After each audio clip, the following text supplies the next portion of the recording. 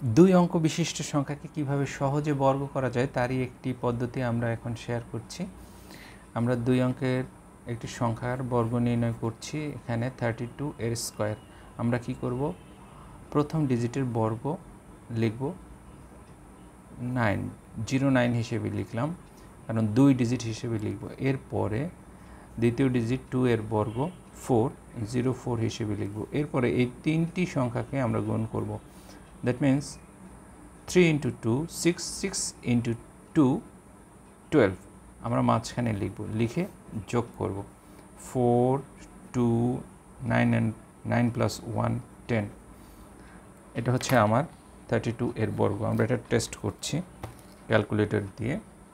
32 into 32 এর বর্গ is equal to 1024। আবার দেখছি 44, আরেকটি উদাহরণ 44 এর বর্গ করব। 4 is 16, আবার 4 is 16। দেন আমরা গুণ করব 4 4 16, 16 দুগুণে 32। এরপরে আমরা এটাকে যোগ করছি 6 3 9 1। ওকে, আমরা এটাকেও একটু পরীক্ষা করছি। 44 into 44 square is equal to 1936।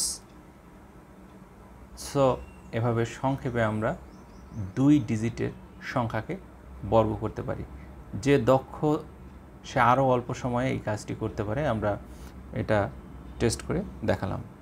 আমার মনে হয় যারা বিভিন্ন পরীক্ষায় অংশগ্রহণ করে তাদেরকে এই সংক্ষিপ্ত পদ্ধতিতে করলে তাদেরকে সহায়তা করবে দ্রুত অঙ্ক সলভ করার জন্য।